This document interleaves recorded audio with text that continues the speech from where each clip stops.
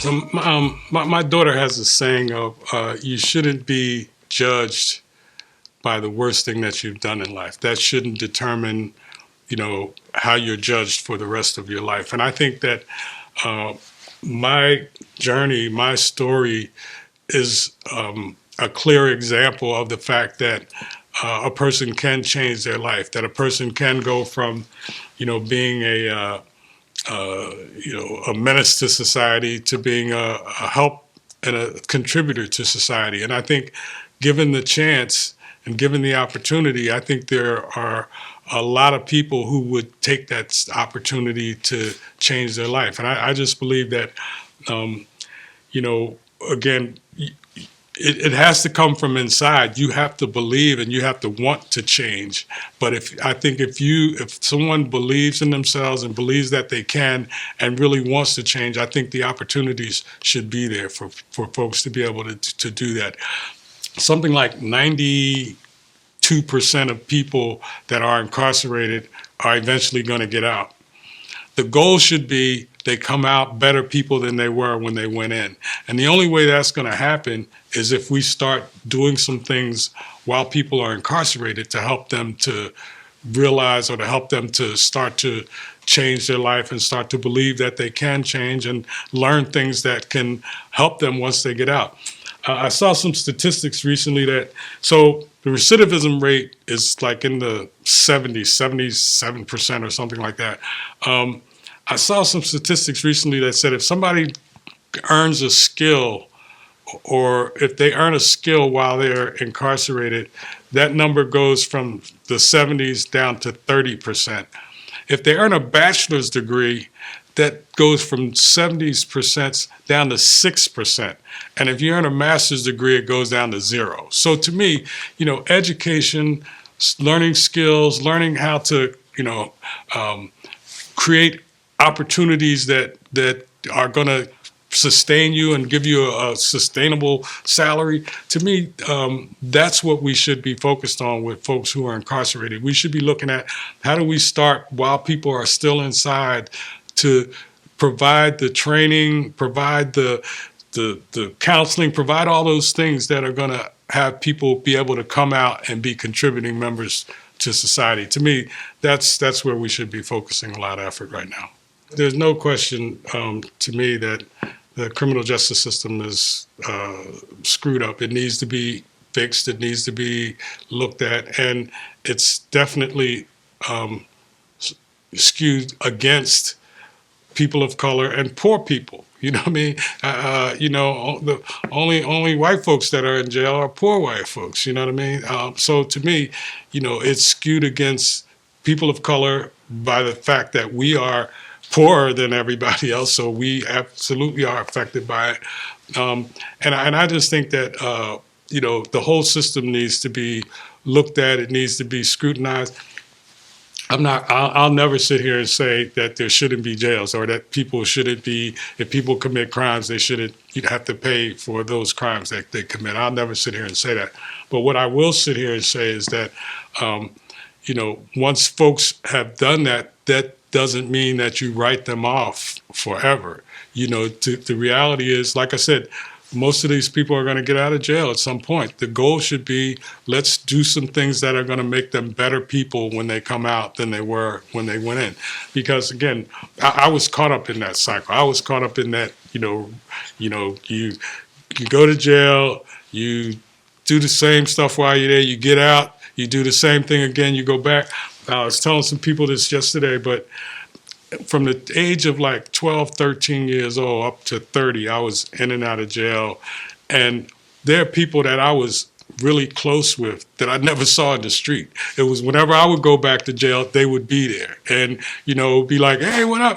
But it's like, we grew up in jail. And again, I just think that, we need to figure out how to fix the system. We need to figure out how to, again, I go back to creating education and jobs for people that will keep people from having to commit crimes to survive.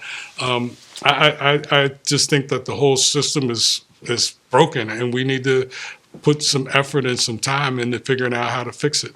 me, one of the things that I'm really hoping is that this book and telling this story will really spark some thought and spark people thinking and talking about the criminal justice system, about providing second chances for people, about how senseless violence doesn't, there's no real gain to that. I mean, to me, there are a number of things that we were hoping coming out of this that would spark conversation and thought and people talking about some of the things that need to change, and I think we're actually seeing some of that happening.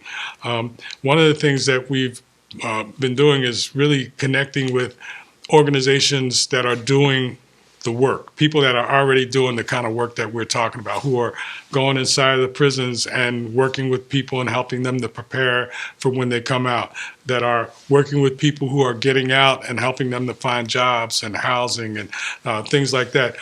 We went into a juvenile justice center in Philadelphia a couple months back, and that was just like amazing to me, because I was actually sitting there looking at these young people and seeing myself sitting in those chairs, you know what I mean? And I told them that it's like, when I look at you, I see myself, because I was exactly where they are.